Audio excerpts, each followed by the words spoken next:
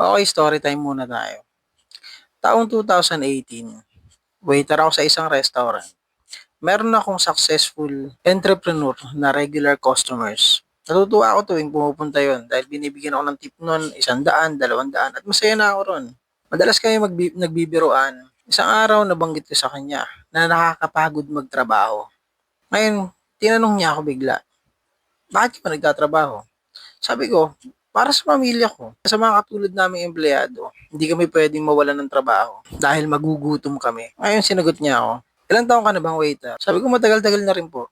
Oh, yun pala eh. Ang tagal mo ng waiter, hanggang ngayon waiter ka pa rin.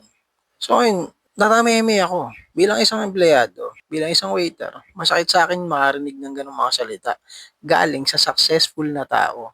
Simula nung narinig ko yung mga salitang yun, bumagsak yung energy ko. Halos buong duty ako nawalan ng gana magtrabaho. Pero kalaunan, tinanggap ko rin yun in positive way.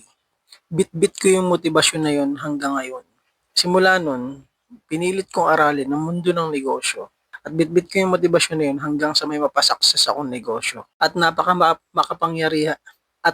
makapangyarihan ng salita. Totoong ang salita ay nakakapagpabago ng buhay ng tao.